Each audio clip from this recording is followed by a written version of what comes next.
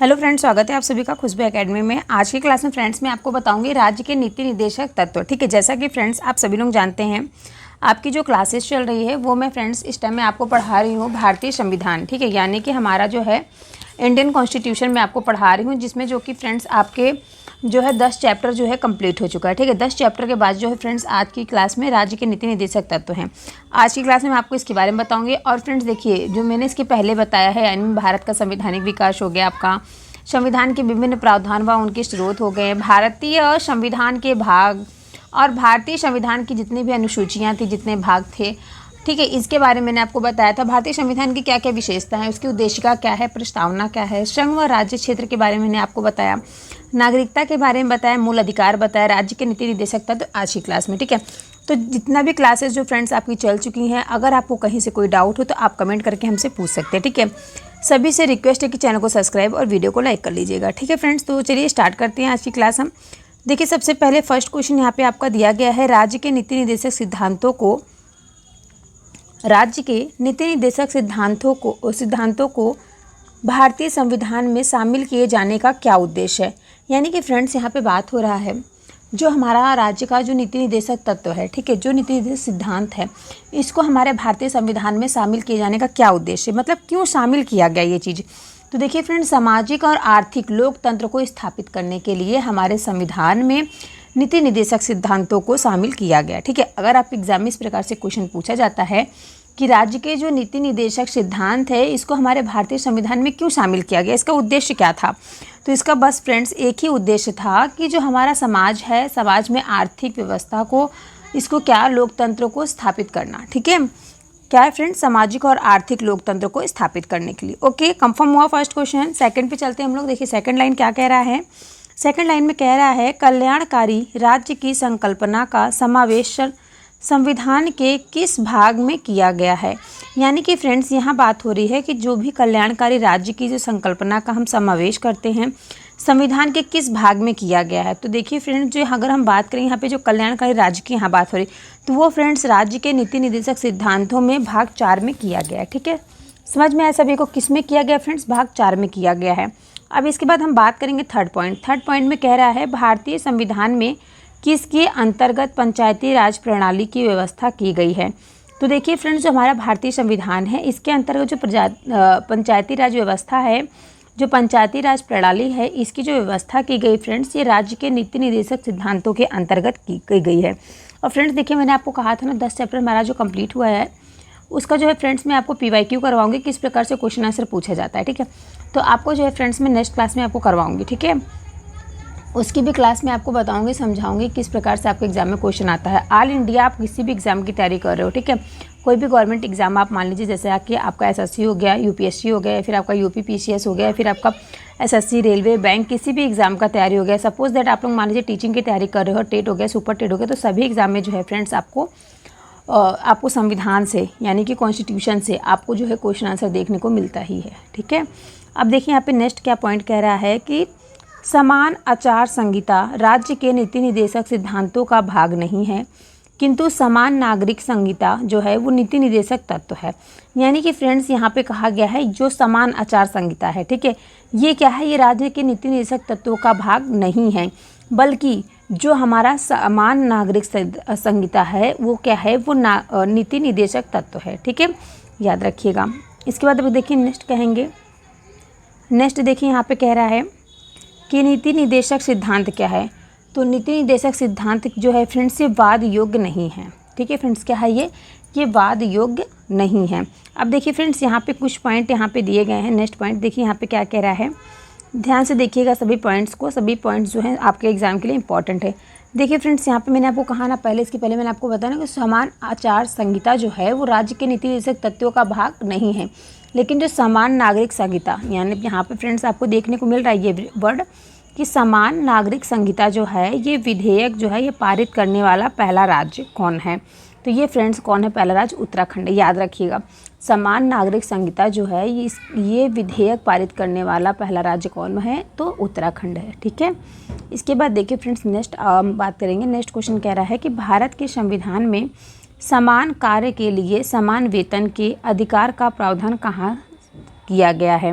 तो देखिए फ्रेंड्स, हमारा जो भारतीय संविधान है इसमें समान कार्य के लिए समान वेतन का अगर हम बात करें कि इसके अधिकार का जो प्रावधान किया गया, कहाँ किया गया, तो राज्य के नीति निदेशक सिद्धांतों में किया गया है। ठीक है, याद रखिएगा कहाँ पे किया गया है, राज्य के नीति निदेशक सिद्धांतों में किया गया है। इसके बाद देखिए फ्रेंड्स, नेक्स्ट यहाँ पे कह रहा है पुरुषों और स्त्रियों दोनों का समान कार्य के लिए समान वेतन राज्य के नीति निदेशक के तत्वों में निहित है। यानी कि फ्रेंड्स, आप लोग देखते होंगे हमारा जो भारतीय संविधान में है यहाँ पे बताया गया, और हम लोग अपने जो है समाज में भी देखते होंगे, जो भी कार्य जो नारी और स्त्री या फिर पुरुष, ठीक है, जो भी अगर कार्य कर रहे हैं मेल एंड फीमेल, तो अगर जो सेम कार्य करे तो उनको सेम वेतन भी दिया जाता है। ठीक है, तो ये जो है कहाँ से लिया गया है, तो ये फ्रेंड्स कहाँ पे निहित है, तो राज्य के नीति निदेशक सिद्धांतों में ये निहित है। ठीक है, याद रखिएगा। अब देखिए फ्रेंड्स, इसके बाद नेक्स्ट पॉइंट क्या कह रहा है, नेक्स्ट पॉइंट कह रहा है कि राज्य के नीति निदेशक सिद्धांतों में कौन सा अनुच्छेद अंतर्राष्ट्रीय शांति और सुरक्षा में संवर्धन से संबंधित है। यानी कि फ्रेंड्स, यहाँ बात हो रही है कि राज्य के जो नीति निदेशक सिद्धांतों में से कौन सा ऐसा अनुच्छेद है जो अंतर्राष्ट्रीय शांति और सुरक्षा के संवर्धन से संबंधित है। तो वो फ्रेंड्स आपका अनुच्छेद 51 है, यानी कि 51। ठीक है, अब देखिए नेक्स्ट पॉइंट यहाँ पे कह रहा है कि राज्य के नीति निदेशक सिद्धांत का एक ऐसा चेक है जो बैंक की सुविधा अनुसार अदा किया जाता है। जो किसके अनुसार सुविधा किया जाता है फ्रेंड्स, अदा किया जाता है। तो फ्रेंड्स यहाँ पे कह रहा है कि इसके अनुसार राज्य के जितने भी नीति निदेशक सिद्धांत हैं उसका एक ऐसा चेक बनाया गया है जो कि बैंक की सुविधा के अनुसार अदा किया जाता है। यानी कि फ्रेंड्स, बिना बैंक में गए उसका जो है पैसा आप ना निकाल सकते हैं, ना ही उसका पैसा जो है किसी को दे सकते हैं। ठीक है, तो इस प्रकार से फ्रेंड्स यहाँ पे कहा जा रहा है। इसके बाद ये कह रहा है कि यह कथन किसका है, तो यह कथन जो है फ्रेंड्स के.टी. शाह का है। ठीक है, किसका है फ्रेंड्स, के.टी. शाह का है। ओके, कंफर्म हो, याद रखिएगा सभी लोग। इसके बाद देखिए फ्रेंड्स, नेक्स्ट क्वेश्चन क्या कह रहा है, ध्यान से सभी लोग सुनिएगा। कहीं भी आपको डाउट हो तो मैं हमेशा कहती हूँ आप लोग पूछ लीजिएगा। देखिए फ्रेंड्स, यहाँ पे कह रहा है कि नीति निदेशक तथ्यों से संबंधित महत्वपूर्ण अनुच्छेद, यानी कि ऐसे कौन कौन से अनुच्छेद हैं जो नीति निदेशक तथ्यों से संबंधित हैं। ठीक है, तो देखिए फ्रेंड्स, वेरी मोस्ट इंपॉर्टेंट है ये। ठीक है, मैं आपको सभी अनुच्छेद बताती हूँ, जितने भी अनुच्छेद जो आपके नीति निदेशक सिद्धांत से क्या है, संबंधित हैं। ठीक है, देखिए यहाँ पे पहला अनुच्छेद है अनुच्छेद नंबर 36। अनुच्छेद 36 क्या कह रहा है फ्रेंड्स, अनुच्छेद 36 देखिए कह रहा है कि नीति निदेशक तथ्यों के संदर्भ में राज्य की परिभाषा। यानी कि फ्रेंड्स, हमारा भारतीय संविधान में जो अनुच्छेद 36 है इसमें नीति निदेशक तथ्यों के संदर्भों में राज्य की परिभाषा के बारे में बताया गया है। ठीक है, इसमें राज्य की परिभाषा के बारे में समझाया और बताया गया है। इसके बाद नेक्स्ट पॉइंट कह रहा है अनुच्छेद 37। अनुच्छेद 37 जो है फ्रेंड्स, इसमें न्यायालय द्वारा परिवर्तनीय ना होना। न्यायालय द्वारा क्या ना होना फ्रेंड्स, परिवर्तनीय ना होना। ठीक है, इसके बारे में बताया गया है। इसके बाद नेक्स्ट है आपका अनुच्छेद 38। अनुच्छेद 38 में क्या प्रावधान किया गया है, किसके बारे में बताया गया है, तो अनुच्छेद 38 या फिर अनुच्छेद 38 में कहा गया है लोक कल्याण की अभिवृद्धि के लिए सामाजिक व्यवस्था बनाना। ठीक है फ्रेंड्स, किस बारे में कहा गया है, लोक कल्याण की अभिवृद्धि के लिए सामाजिक व्यवस्था बनाना। ठीक है, नेक्स्ट पॉइंट कह रहा है अनुच्छेद 38, यानी कि अनुच्छेद 38 का 2। ठीक है, आप सब लोग जानते हैं कि जितने भी अनुच्छेद है फ्रेंड्स, बहुत से अनुच्छेद है जिसका भाग 1, भाग 2, भाग 3 भी किया गया है। ठीक है, तो सभी अनुच्छेद जो है फ्रेंड्स एक दिन मैं आपको शॉर्ट ट्रिक में समझाऊंगी। ठीक है, लेकिन अभी क्या है, बिल आप लोग एक एक पॉइंट अच्छे से समझने की कोशिश कीजिए। ठीक है, तो देखिए फ्रेंड्स, जब आप लोग एक बार अच्छे से समझ लेंगे ना, तो फिर इसका जब मैं शॉर्ट ट्रिक आपको बताऊँगी तो आपको काफ़ी अच्छे से लर्न हो जाएगा, आप कभी भूलेंगे नहीं। ठीक है, तो देखिए यहाँ पे जो अनुच्छेद 38 दिया गया है भाग 2, ये क्या है फ्रेंड्स, इसमें क्या बताया गया है, इसमें कह रहा है कि आय की असमानताओं को कम करने का प्रयास करना।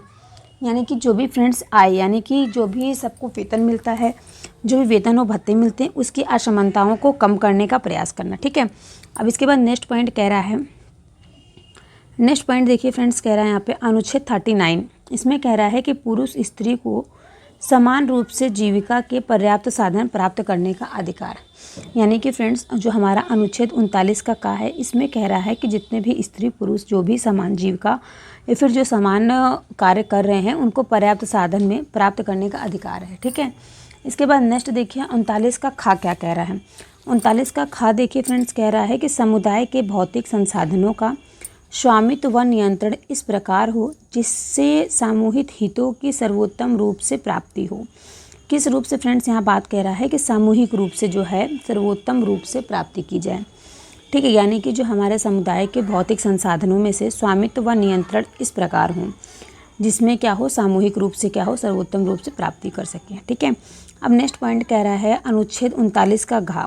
इसमें कह रहा है फ्रेंड्स कि पुरुष व स्त्री जो हैं दोनों को समान कार्य के लिए समान वेतन मिलना चाहिए। ठीक, ये जो है समान, जो मेल फीमेल जो है समान कार्य करें और समान उनको वेतन मिले, ये जो है हमारे राज्य के नीति निर्देशक तत्वों में कहा गया है। और कहाँ पे कहा गया है, तो अनुच्छेद 39 के ख में कहा गया। ठीक है, अब देखिए इसके बाद नेक्स्ट पॉइंट क्या कह रहा है। नेक्स्ट अनुच्छेद देखिए यहाँ पे दिया गया है। नेक्स्ट अनुच्छेद देखिए फ्रेंड्स, कह रहा है अनुच्छेद 39 का गड़ा। इसमें कह रहा है पुरुष और स्त्री कर्मकारों के स्वास्थ्य व शक्ति का तथा बालकों की सुकुमार अवस्था का दुरुपयोग ना हो। ठीक है, यानी कि अगर जो भी जैसे कि बालक हैं उनको जो है स्वास्थ्य से लेकर के किसी भी प्रकार की कोई भी सुकुमार अवस्था का दुरुपयोग ना किया जा सके। ठीक है, अब देखिए नेक्स्ट पॉइंट यहाँ कह रहा है अनुच्छेद 40। अनुच्छेद 40 में कह रहा है ग्राम पंचायतों का गठन। अनुच्छेद 40 जो है फ्रेंड्स, इसमें किस बात का प्रावधान किया गया है, तो इसमें ग्राम पंचायतों के गठन के बारे में बतलाया गया है। इसके बाद नेक्स्ट हम बात करें, नेक्स्ट यहाँ पे दिया गया अनुच्छेद 41। अनुच्छेद 41 कह रहा है कुछ दशाओं में काम, शिक्षा व लोक सहायता पाने का अधिकार। ठीक है फ्रेंड्स, क्या क्या पाने का अधिकार, लोक शिक्षा व सामान पाने का अधिकार। ओके, अब देखिए इसके बाद हम नेक्स्ट बात करेंगे अनुच्छेद 42। अनुच्छेद 42 क्या कह रहा है, अनुच्छेद 42 कह रहा है फ्रेंड्स काम की न्याय संगता एवं मनोवोचित दशाएं तथा प्रसूति सहायक। ठीक है, प्रसूति यानी कि फ्रेंड्स जो भी गर्भावस्था में जो लेडीज़ रहती हैं उनके बारे में यहाँ पे बताया गया है कि काम की जो न्याय संगता है एवं मनोवांछित दशाएं तथा प्रसूति सहायक के बारे में हमारे जो है अनुच्छेद 42 में बताया गया है। ठीक है, जो अनुच्छेद हमारा राज्य के नीति निर्देशक सिद्धांत से संबंधित है। ठीक है, अब देखिए नेक्स्ट यहाँ पे दिया गया है अनुच्छेद 43। अनुच्छेद 43 में कह रहा है कि कर्मकारों के लिए निर्वाह मजदूरी आदि। ठीक है, यानी कि फ्रेंड जो कर्म करते हैं, जो कार्य करते हैं उनके लिए निर्वाह मजदूरी आदि। ठीक है, यानी कि जो कार्य करें उनके लिए क्या है, उनके समान उनको मजदूरी यानी कि पैसा वेतन मिले। ठीक है, अब देखिए यहाँ पे नेक्स्ट पॉइंट आ गया आप सभी के सामने अनुच्छेद 43 का का। अनुच्छेद 43 का क्या कह रहा है फ्रेंड्स, ध्यान से देखिएगा सभी लोग।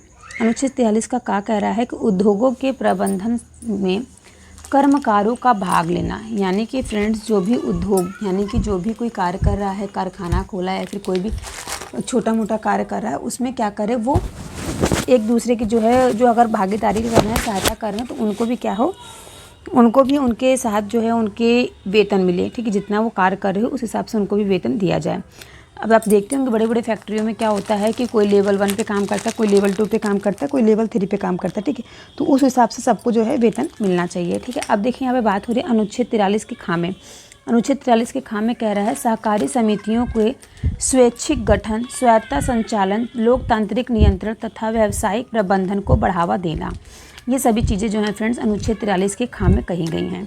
अब नेक्स्ट पॉइंट यहाँ पे हमारा कह रहा है अनुच्छेद 44। अनुच्छेद 44 में कह रहा है सभी नागरिकों के लिए एक समान नागरिक संहिता।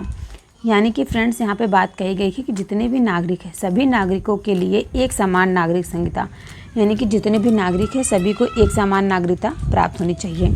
इसके बाद नेक्स्ट देखिए पॉइंट कह रहा है अनुच्छेद 45 में कि 6 वर्ष की कम आयु के बच्चों के लिए निःशुल्क व अनिवार्य शिक्षा का प्रावधान किया गया। जैसा कि फ्रेंड्स आप लोग अब जानते हैं कि जब अब इस टाइम क्या हो गया है, प्री प्राइमरी और फिर प्राइमरी बच्चों यानी कि 6 वर्ष से लेकर 14 वर्ष तक के जो बच्चे हैं उनके लिए निःशुल्क शिक्षा का जो है प्रावधान किया गया है। ठीक है, अब देखिए यहाँ पे कह रहा है अनुच्छेद 46 में SC ST दुर्लभ वर्गों के शैक्षिक व आर्थिक हितों की अभिवृद्धि करना।